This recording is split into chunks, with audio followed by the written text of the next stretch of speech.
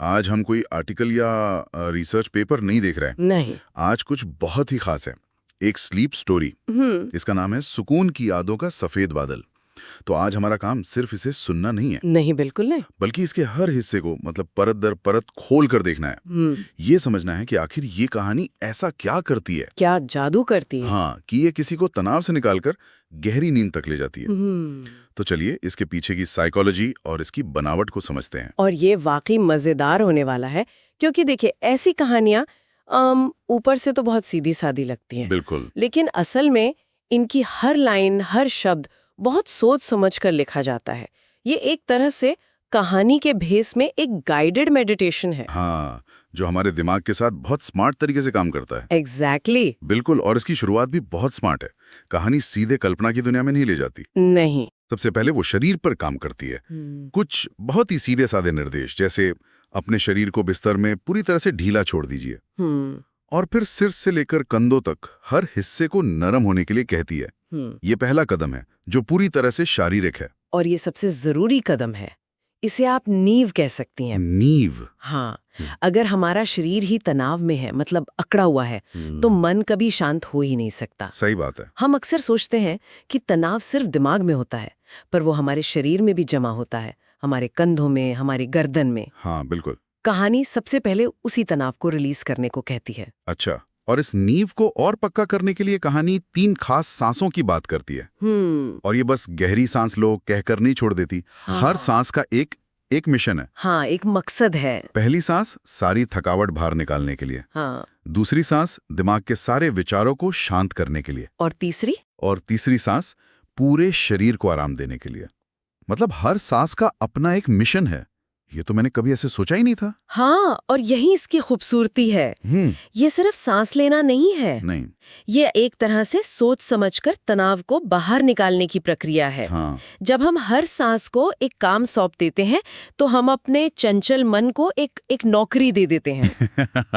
हाँ, नौकरी दे देते हैं। हाँ, तो मन को भटकने का मौका ही नहीं मिलता। वो थकावट निकालने पर ध्यान देता है, विचारों को शांत करने पर ध्यान देता है। तो ये दिमाग को काबू में रखने का एक बहुत ही असरदार तरीका है। बिल्कुल, और इससे शरीर को सिग्नल मिलता है कि अब सब ठीक है, अब आराम करने का समय है। ठीक है, तो पहले शरीर को तैयार किया, फिर सांसों के जरिए मन को एक शुरुआती काम पर लगाया। पर असली लड़ाई तो दिमाग में चल रहे ख्यालों की है। बिल्कुल। एक बार शरीर शांत हो भी जाए तो दिमाग तो दौड़ता रहता है। बिल्कुल। इसके बाद कहानी क्या करती है?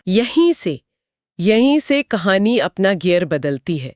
अब जब शरीर तैयार है, तो वो मन को एक यात्रा पर ले जाती है। अच्छा। और ये बदलाव इतना सहज है कि पता भी नहीं चलता। शरीर शांत हो चुका है, सांसें धीमी है, और अब मन कल्पना करने के लिए पूरी तरह से तैयार है। और कल्पना भी बहुत खास है। कहानी एक शांत मैदान, आसमान में अरबों तारे, और फिर ऊपर से नीचे आते हुए एक बहुत बड़े दूधिया सफेद बादल की तस्वीर बनाती है। और उस बादल का एक नाम भी है। हाँ, सुकून की यादों का बादल। मतलब ये कोई आम बादल नहीं है। नहीं, इसका एक मकसद है। कहानी इस बात पर भी जोर देती है कि बादल रुई के ढेर जैसा मुलायम है। ये छोटी छोटी बातें बहुत मायने रखती होंगी, है ना? बहुत ज्यादा। ये सिर्फ एक सुंदर तस्वीर नहीं है, ये मनोविज्ञान में जिसे कहते हैं, मन के लिए एक महफूज कोना या एक सेफ स्पेस बनाना है। Safe space. हाँ, जरा सोचिए, एक खुला मैदान, अनंत तारे, ये सब विशालता और शांति का एहसास कराते हैं। हमारी रोजमर्रा की छोटी छोटी परेशानियों से बहुत बड़ा। सही है। और बादल तो हल्कापन, आजादी और जमीन से ऊपर उठने का प्रतीक है। उस बादल पर चढ़ने का मतलब ही है कि आप अपनी चिंताओं को, अपने बिस्तर को, अपने कमरे को, मतलब अपनी दुनिया को पीछे छोड़कर एक ऐसी जगह जा रहे हैं जहां सिर्फ शांति है। तो एक तरह से यह दुनिया से भागना हुआ, एक एस्केप। आप इसे एस्केप कह सकते हैं, पर मैं इसे रीफोकस कहना ज्यादा पसंद करूंगी। रीफोकस। हाँ, आप भाग नहीं रहे हैं, बल्कि आप जानबूझकर अपना ध्यान एक ज्यादा फायदेमंद और शांत जगह पर लगा रहे हैं। ये कंट्रोल प्रोसेस है, जहां कंट्रोल हमारे हाथ में है। बिल्कुल। और जब कंट्रोल हमारे हाथ में होता है, तो हमें वैसे ही बेहतर महसूस होता है। अच्छा, तो इस सुरक्षित बादल पर पहुंच गए, अब वहां करना क्या है? क्या बस वहीं रहना है? नहीं, कहानी उसे एक बहुत ही दिलचस्प काम देती है। क्या? कहानी कहती है कि ये बादल नींद की दुनिया के ऊपर तैर रहा है, जहां से जीवन की सारी यादें नीचे दिखाई देती हैं। वाह। और यहाँ निर्देश एकदम साफ है, आपको सिर्फ वो यादें चुननी है जो आपको शांति और खुशी देती हैं। ये कहानी का मनोवैज्ञानिक दिल है। और इसे आसान बनाने के लिए कहानी यादों को 2 हिस्सों में बांटती है, खुशी की यादें और विश्राम की यादें। हाँ, और दोनों के लिए बहुत ठोस उदाहरण भी देती है। जैसे खुशी के लिए कहती है, उस पल को याद कीजिए जब आपने दिल खोलकर हंसा था। और फिर से एक एहसास से जोड़ती है, हाँ, कि यह याद एक सुनहरे कण की तरह आपके दिल में बस जाती है। या फिर किसी अपने का गले लगाना, जिसे वो गर्म कंबल की तरह महसूस करने को कहती हैं। यहीं पर कहानी एक बहुत चालाक मनोवैज्ञानिक चाल चलती है। अच्छा। ये सिर्फ अच्छी बातें सोचने को नहीं कह रही, ये श्रोता के दिमाग को अतीत में जाकर उन भावनाओं को फिर से जीने के लिए मजबूर कर रही है। फिर से जीने। हाँ, हमारा दिमाग असल और याद की हुई भावना में ज्यादा फर्क नहीं कर पाता। जब आप किसी को गले लगाने की गर्माहट को याद करते हैं तो आपके दिमाग के वही हिस्से सक्रिय होते हैं जो असल में गले लगते समय हुए थे। तो शरीर सच में रिलैक्स होने लगता है। एग्जैक्टली। वो सुनहरा कण या गर्म कंबल जैसे शब्द सिर्फ कविता नहीं है, ये दिमाग के लिए ट्रिगर हैं जो उन शारीरिक एहसासों को वापस लाते हैं। वाह। और यही चीज विश्राम की यादों के साथ भी होती है। बिल्कुल। सर्दियों की धूप की गर्माहट या बारिश की धीमी आवाज जिसे कहानी लोरी बन जाती है कहती है, ये सब दिमाग को शांत करने वाले ट्रिगर हैं।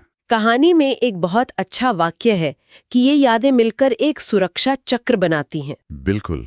ये सुरक्षा चक्र एक मनोवैज्ञानिक कवच की तरह है। जब आपका मन अच्छी और शांत यादों से भर जाता है तो चिंता वाले विचारों के लिए जगह ही कम बचती है। ये तो सोने से ठीक पहले अपने दिमाग की रीप्रोग्रामिंग करने जैसा हुआ, आप कह सकती हैं। आप जानबूझकर अपने ध्यान को उन चीजों से हटा रहे हैं जो आपको परेशान करती हैं और उन चीजों पर लगा रहे हैं जो आपको सुकून देती हैं। ये सुनने में बहुत अच्छा लगता है, लेकिन क्या ये वाकई काम करता है? मेरा मतलब, जब दिमाग में कल की मीटिंग की चिंता चल रही हो तो क्या गर्म कंबल वाली याद उसे रोक सकती है? ये थोड़ा मुश्किल लगता है। आपने बिल्कुल सही सवाल पूछा, और यही इस कहानी की सबसे बड़ी ताकत है। कैसे? ये इस सच्चाई को नजरअंदाज नहीं करती कि बुरे ख्याल आएंगे ही आएंगे। ये ऐसा कोई झूठा दावा नहीं करती कि आप बस अच्छा सोचेंगे और सब ठीक हो जाएगा। तो फिर ये उन अनचाहे ख्यालों का क्या करती है? कहानी कहती है कि बादल अब और ऊंचाई पर पहुंच गया है जहां ठंडी हवा दिमाग को साफ कर देती है। और फिर ये उन विचारों से निपटने का एक बहुत ही प्रैक्टिकल तरीका बताती है। हाँ, वो 2 उदाहरण हैं। पहला विचार, कल का काम। कहानी कहती है, इसे एक छोटे से बुलबुले में रखिए और धीरे से फोड़ दीजिए, ये अब कल सुबह का काम है। और दूसरा विचार, कोई पुरानी चिंता।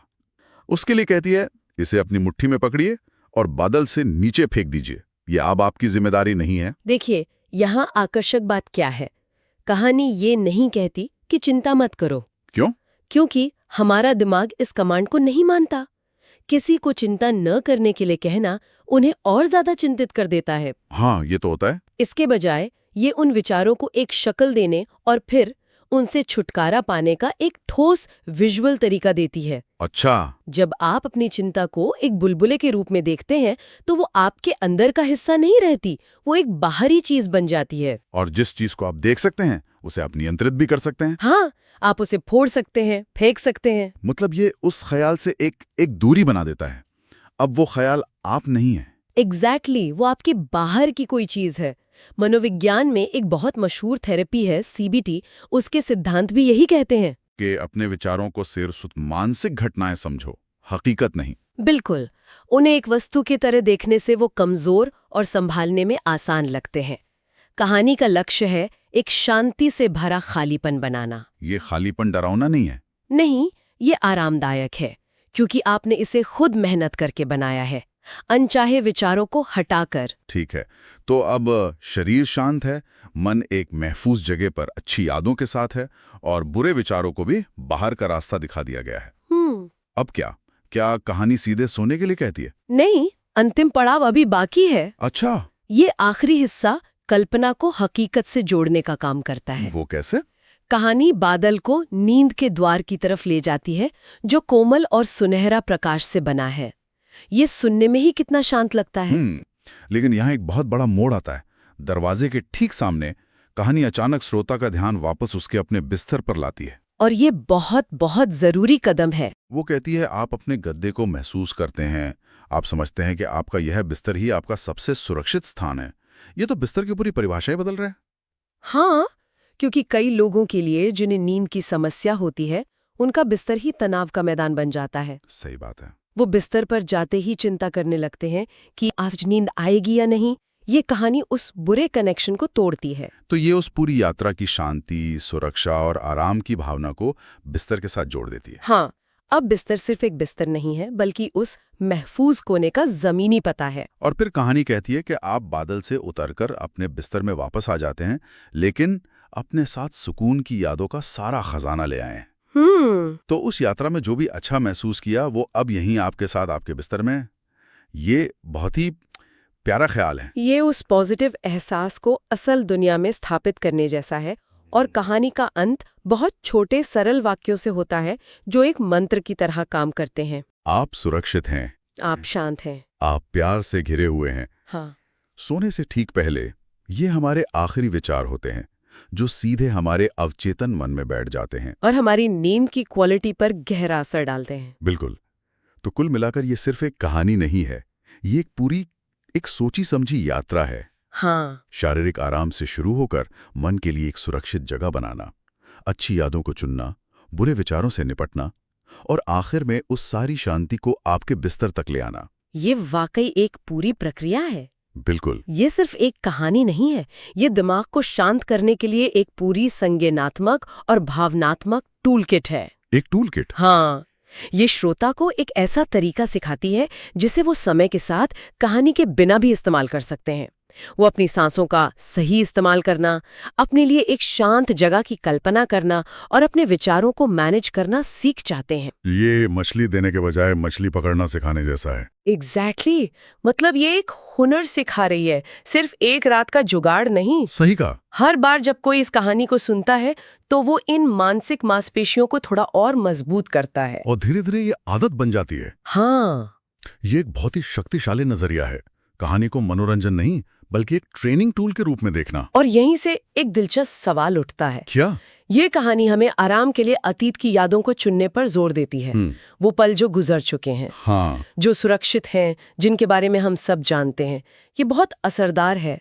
लेकिन क्या इसी तकनीक का इस्तेमाल करके किसी शांत भविष्य के पल की कल्पना की जा सकती है? मतलब क्या सोने से पहले भविष्य की एक सुखद स्मृति गणना, जैसे कि आने वाली किसी छुट्टी का एक शांत दिन, हाँ, या किसी लक्ष्य को पूरा करने के बाद मिलने वाली संतुष्टि का एहसास, क्या ये भी मन को शांत करने के लिए उतना ही शक्तिशाली हो सकता है? ये एक बहुत ही दिलचस्प ख्याल है। अतीत की यादें ठोस होती हैं, उनमें एक तरह का आराम होता है, लेकिन भविष्य की कल्पना में उम्मीद और एक तरह की एक्साइटमेंट होती है। तो शायद दोनों का अपना अपना असर होता होगा। शायद ये इस पर निर्भर करता है कि उस रात आपका मन कैसा है। अगर आप चिंतित हैं तो शायद अतीत की सुरक्षित यादें बेहतर काम करें, और अगर आप उम्मीद से भरे हैं तो शायद भविष्य की कल्पना ज्यादा सुकून दे। ये निश्चित रूप से सोचने वाली बात है। बिल्कुल। और इसी ख्याल के साथ हम भी कहानी की तरह ही समापन करते हैं। शुभ रात्रि।